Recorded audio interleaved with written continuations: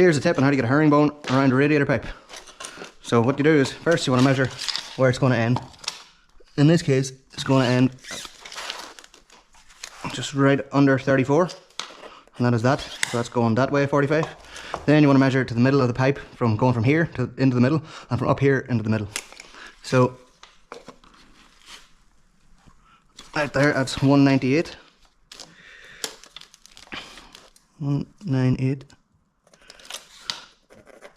And then this will be 40. And then from here in, let's see, so from here in, we're going 40 or 4. Then you bring this out to the saw. Grab your speed square. And all you need to do is mark that little intersection point. And if you have one of these, it's really helpful for stuff like this, because you can put a little indent, a wee hole, so that doesn't skip around when you're trying to get it.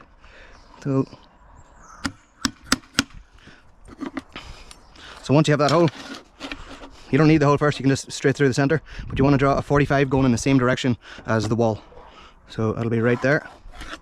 And you grab a drill, not an impact, a fucking drill, and you just straight down through it like this.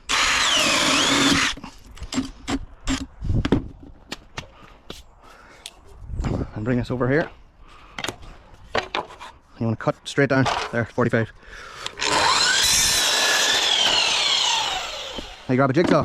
In this case I have a reverse cut blade, so all that means is it cuts on the downstroke instead of the up, and I can use it up on the face of it, so it's not going to splinter this. But if you don't have a reverse cut blade, just flip it upside down like that and just cut it real straight, and you leave the face of the finished part of the wood all clean. So it's going like this.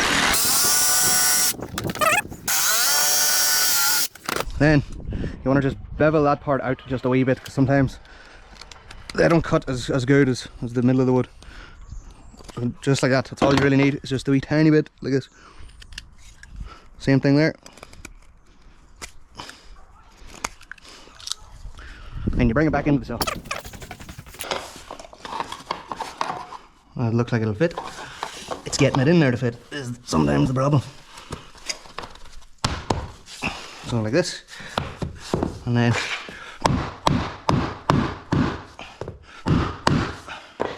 you get that in, you get a wee bit of glue, and it is going in like that. So you want to glue like this, just a wee bit works, and smear it in. You want to leave it sort of off the top so it doesn't all seep through. It's not the worst thing, I just like to do it like this. See, it's going to seep through there anyway. But then you get this piece and you put it in like that.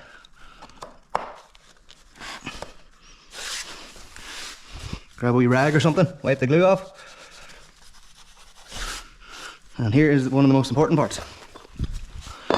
You want to make sure that's in as tight as it gets, and just wedge it in. So then that will be sitting flush. I just need to get this piece in and cut, and then that will hold it up to the height, to the exact where it is. So there's what it looks like for now. That's the one I did earlier. I don't know if you can see it, but it's a nice little clean finish.